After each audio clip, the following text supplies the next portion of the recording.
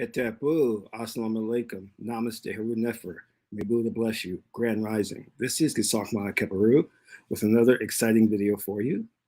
And in this video, we're going to take a look at the Will Smith apology to Chris Rock at the for what happened at the Oscars. But before we do that, I want you to hit the like button on this video. If this is your first time to my channel, welcome. Hit the subscribe button to get notifications on when I go live and when I upload recorded videos. If you're interested in knowing more about my spiritual teachings, you can scroll down below. Click on one of the 4 ebooks that we have. Download it today. It's totally free. And you'll get some more information.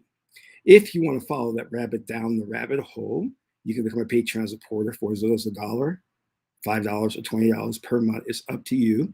And you'll get exclusive content that are basically instructional videos that takes things to the next level. Videos like how to communicate with the ancestors, how to meditate, how to breathe properly, how to work on the mantras. And if you are a Osera level supporter, you'll get your oracle readings for free. So become a Patreon supporter today. Next, but not least, share this video with family and friends so we can get the revolution started.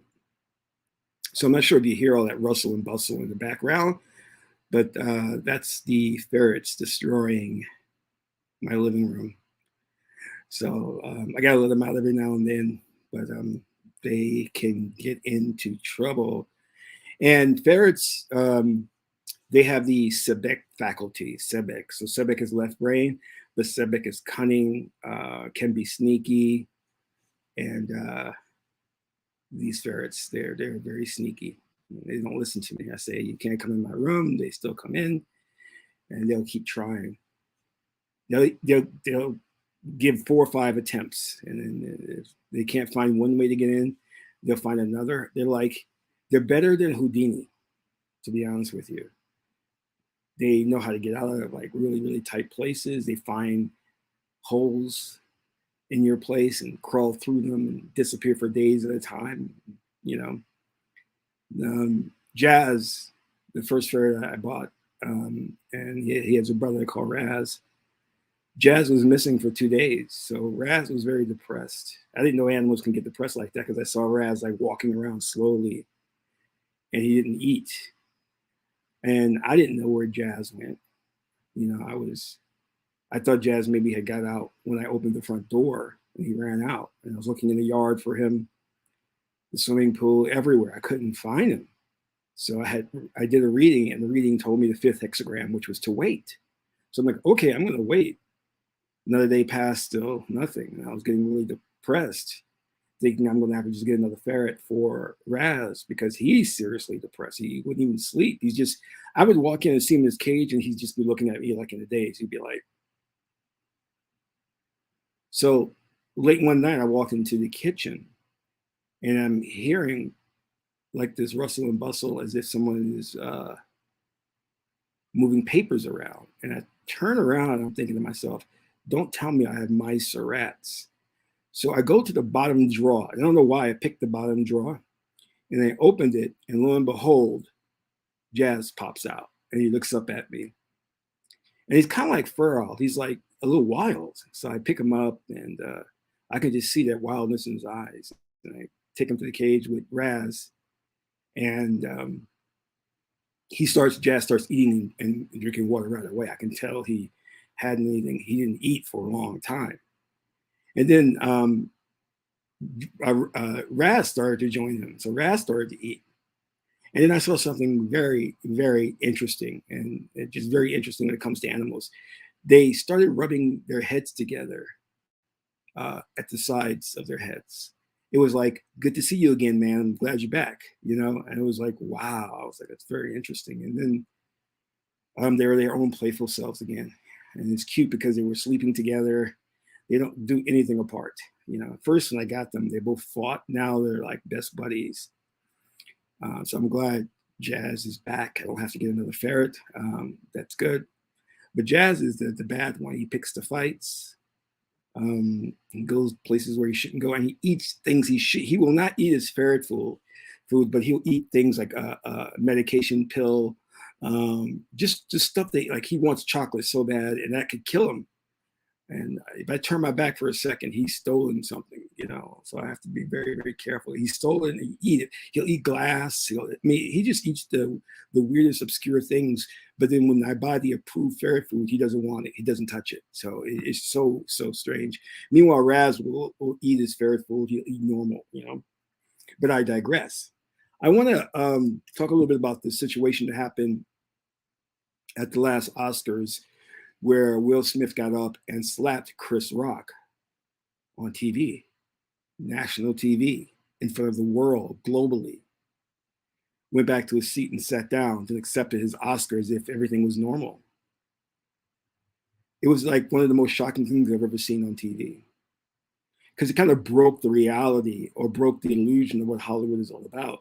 And at that point, I was thoroughly convinced that all these people were insane. And it just wasn't about Will Smith. It was about all of them. And you know, people have told me a lot about, like, what they do behind the scenes. And I don't talk too much about it, but I know that they're very sick people. They're not well. And of course, you know, they have big, big egos, you know, ridiculous egos. Like, if you had watched the trial between Amber Heard, there was a testimony when I think an assistant had came up to say something to her, and she looked, and it was Johnny Depp's assistant, and she looked and said, "Who said you could talk to me? Don't talk to me." And I know that so well. It's just an appalling behavior. It's very egotistical, and it happens a lot in Hollywood. And a couple of Hollywood stars have done the same to me. I remember one in particular did it years ago at an award ceremony where they were giving me an award, and I just went up to talk to him. Oh, hold on. Let me take his phone call real quick. This is important. Hello? Hello? That was my ferrets calling me from the other room. Anyway, so you have to keep in mind that these individuals should not be looked up to as role models. They have skeletons in the closet. They've done the most foul things, and they're not for you. They could care less for you. They act really cool when cameras are on them, but catch them when there's no cameras, and just see how nice and respectful they act toward you. So, and this is important, especially when we're dealing with the minority community, because we know the stats that tell us that African Americans consume a lot of TV, a lot of movies, a lot of music. And not only that, the studies show that becomes our reality. We actually buy into what we see. And I've talked to a lot of women, and I've said this over and over again. Stop idolizing Beyonce. Beyonce is a horrible person. She is in with the elite. Stop idolizing her. And it just makes me so sick that I meet so many women who want to talk about her song or how deep she is. I'm like, the woman is not what you think she is. But I digress. So let's take a look at this apology by Will Smith. And then after it, I'll give you my take on it, okay?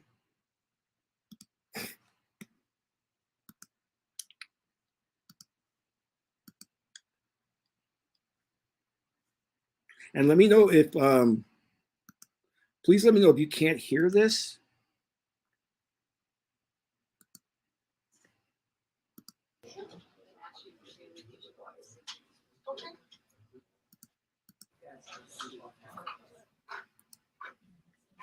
Mm-hmm.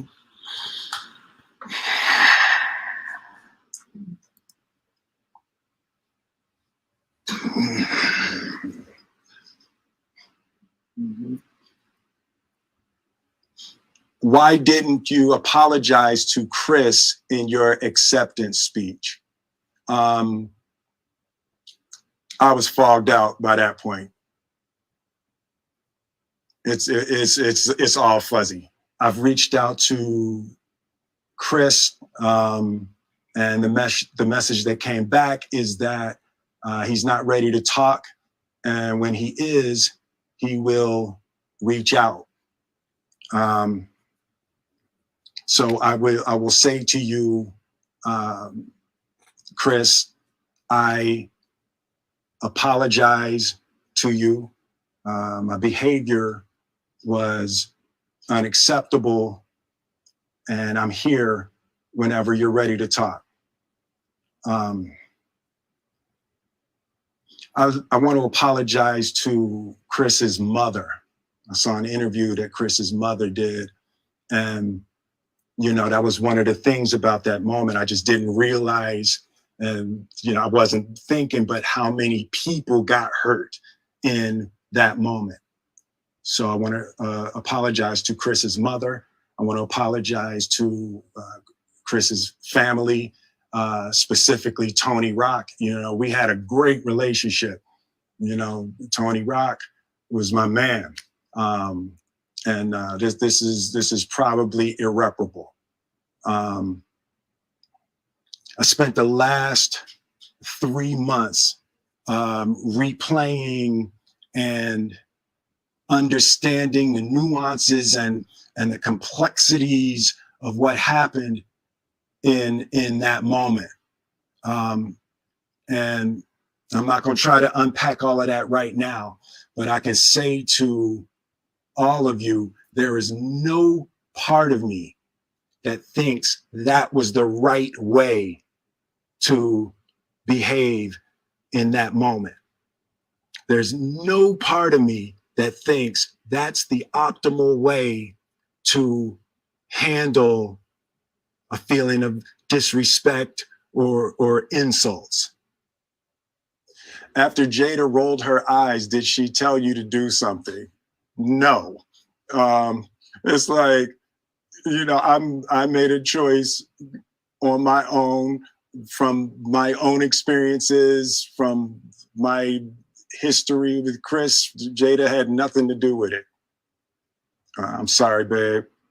And say sorry to my kids and my family for the heat that I brought on all of us.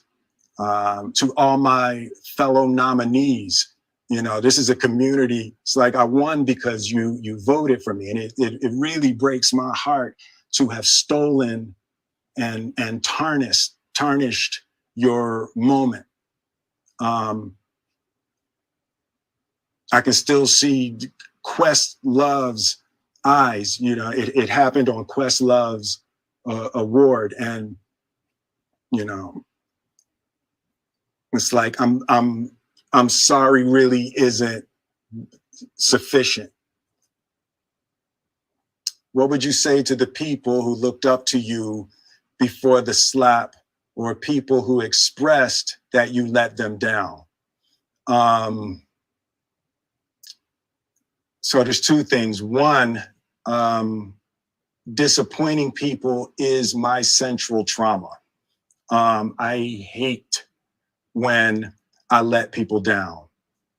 So it hurts. It hurts me psychologically and emotionally to know I didn't live up to people's image and impression of me. And the work I'm trying to do is I am deeply remorseful, and I'm trying to be remorseful without being ashamed of myself, right? I'm human, and I made a mistake, and I'm trying not to think of myself as a piece of shit. So I would say to those people, I know it was confusing. I know it was shocking. But I promise you, I am deeply devoted and committed to putting light and love and joy into the world. And, if you hang on, I promise we'll be able to be friends again.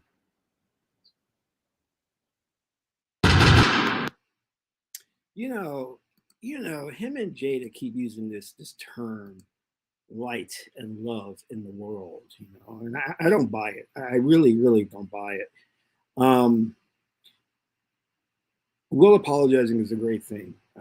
Kudos to him for apologizing.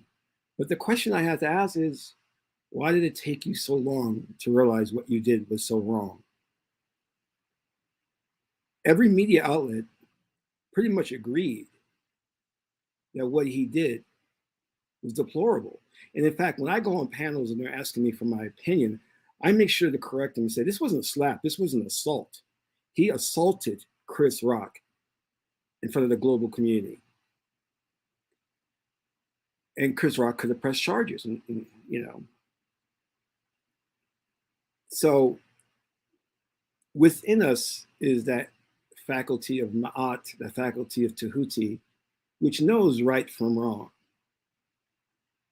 And if he talks about this commitment to love and light, then why weren't you committed to making an apology a lot sooner? Why did it take you this long to apologize to your friend, Chris Rock?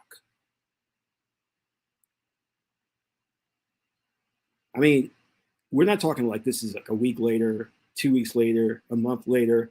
It's it's months now, and I suspect that there's something behind it. Like he could lose certain deals over this. The best thing to do is put this apology out so he doesn't lose any deals with streaming TV or studios. So I'm suspect. But, I think it's great he's apologizing, but why? And if you're committed to love and light,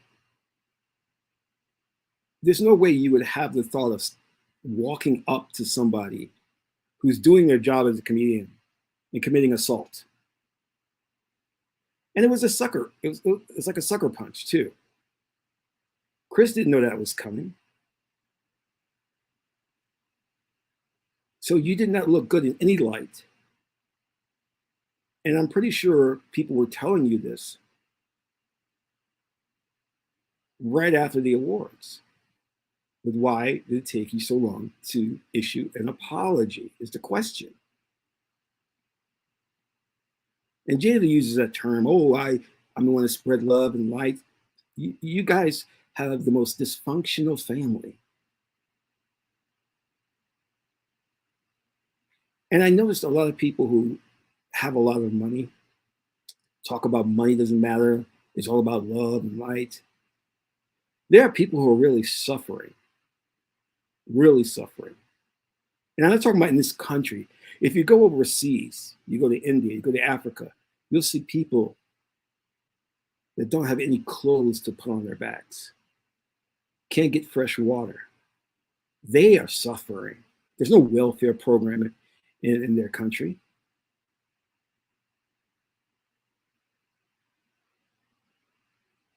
These stars with all this money, these individuals like Elon Musk, Bill Gates, they're so far removed from you that they don't understand your plight. They don't understand what it's like to get up and work 9 to 5. Intellectually, they may understand when you say it, but they cannot sympathize with you. They would have a hard time putting themselves in your place. They don't understand it. When you're worth 400 million, when you're worth $1 billion, how can you actually say that you identify with this young man who got fired in a corporate job due to racism? How can you say you identify with that? How can you say you feel that? And I'm going to say this, and I know it's not going to be the popular opinion, but I don't care. I'm tired of comedians like Chris Rock,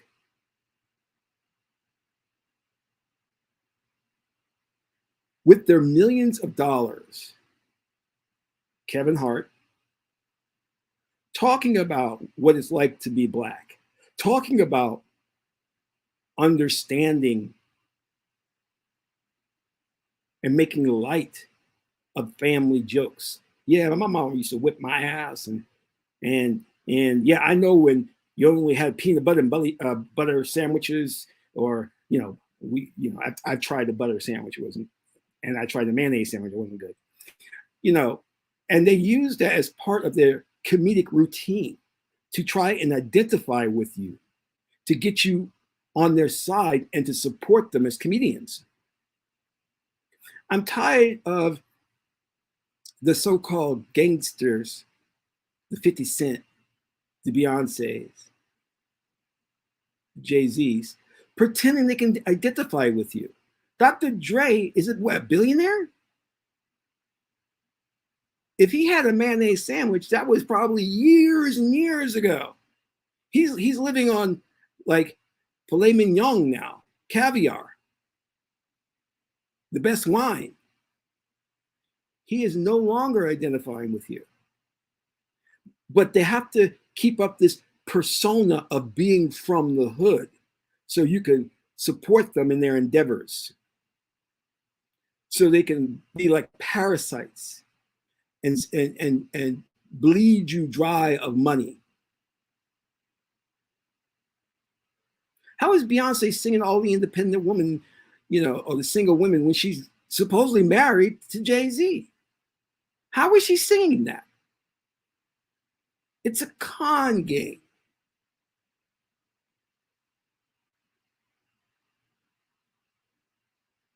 Dave Chappelle too. Now, this doesn't mean that they're not funny, they're not talented. They're super talented, of course. And they deserve to be compensated for their talent. But I'm tired of us looking up to them as role models and thinking that because they can tell an interesting story that we can relate to, that they're on the same level as us. They're not. They're not. You're being hoodwinked.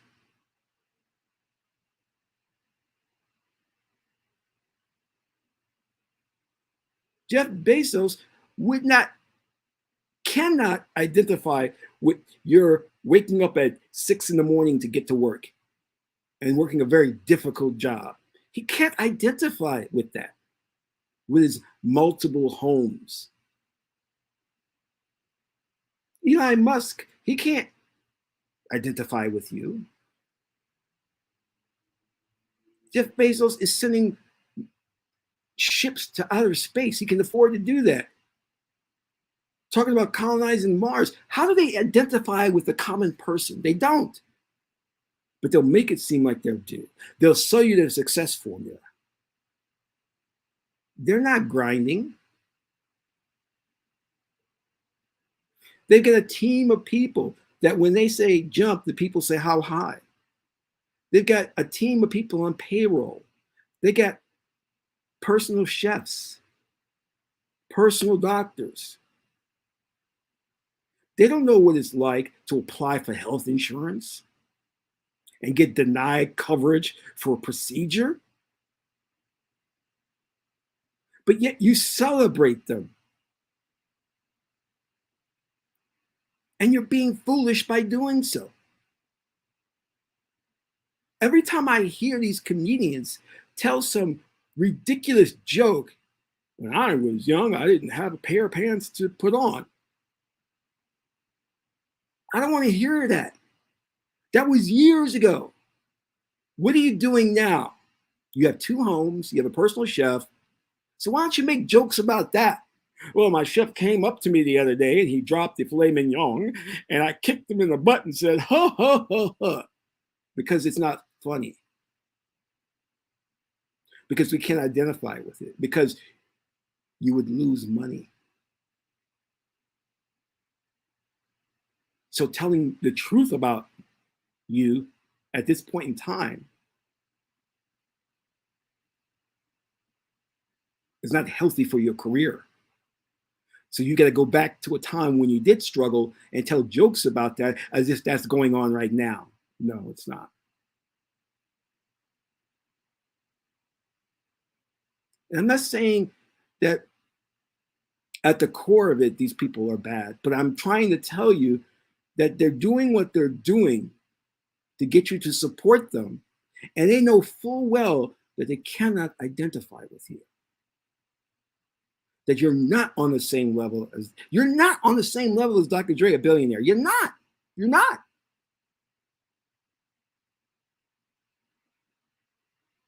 I don't care how many sneakers you buy from Jordan. He's not going to sympathize with you because you're not on the same level. Yet he's where he's at because of you. And he has to always bring up the fact that he's black or this, that, so you can identify and then buy his sneakers. But that's the only reason they're saying these things to you, is to get you to support them. It's no different than the pimp pastor ministers at the pulpit who won't say negative things about your conduct for fear of you not tithing. And these ministers know what you're doing is wrong, but they're not going to call you out on this because they want your money. It's the same thing. The truth hurts and no one wants to hear it.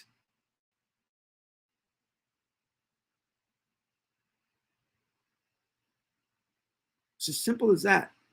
Stop idolizing these people. Stop putting them on a pedestal. They're not perfect. And always question their motives. Why are you issuing an apology right now? Why did it take you so long? Common sense doesn't take this long.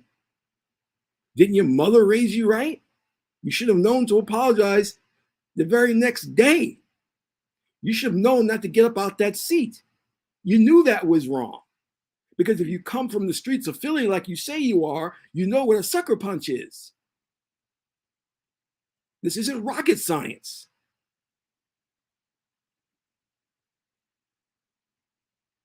You didn't do it because you had pressure put on you now to do it. That's why.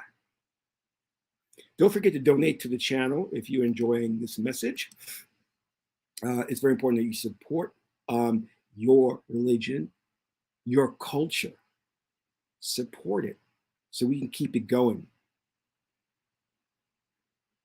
I don't sit here like that minister in Brooklyn who was sitting there with $1 million of jewelry on and got robbed. That's funny. That's like,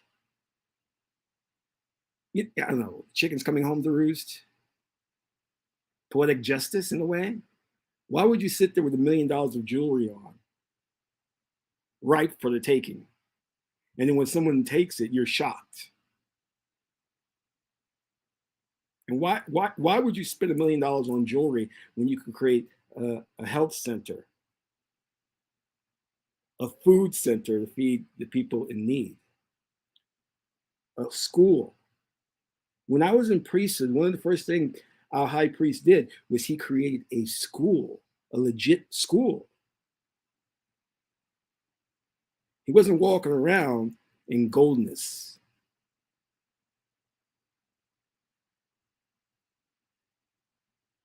But it's not their fault.